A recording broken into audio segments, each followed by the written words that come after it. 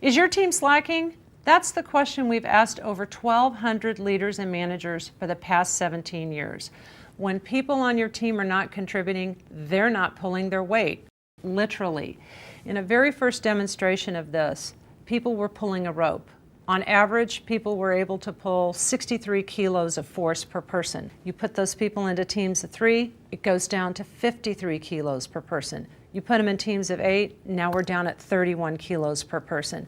This social loafing effect has also been replicated in intellectual challenges, creativity tasks, complex reasoning, and it occurs across cultures: India, Japan, Taiwan, in addition to the US.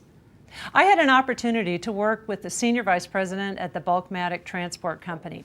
Brian's safety team at Bulkmatic was tasked with a really important project: how to install 500 smart drive cameras in their tractors and produce coaching clips and instill driver acceptance.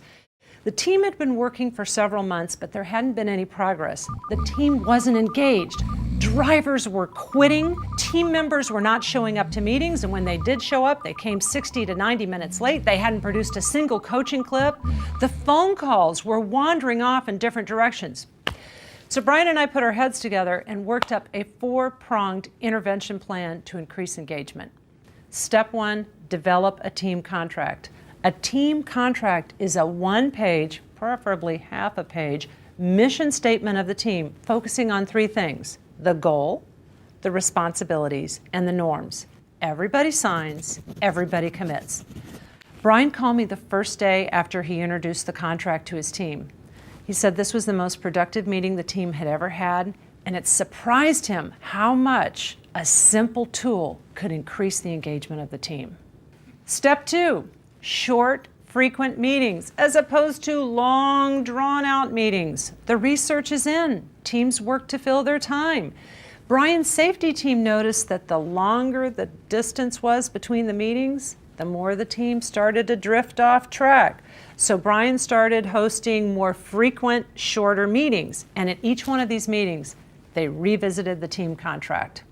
Step 3, stand and deliver. Literally, every week, team members need to stand up and report out to the team what they've accomplished that week. Case in point, Google Ventures weekly Tuesday meetings. Everybody stands up and reports out what they've accomplished.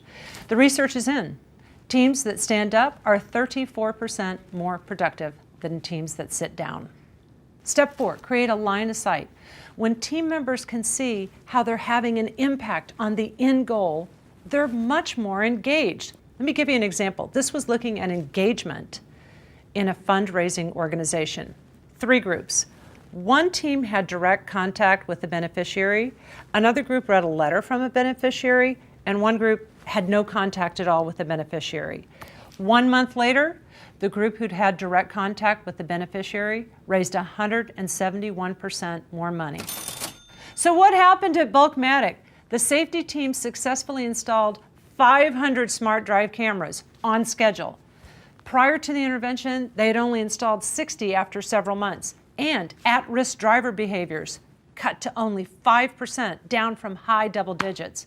The team contract was a game changer for Bulkmatic, and it can be a game changer for your team as well.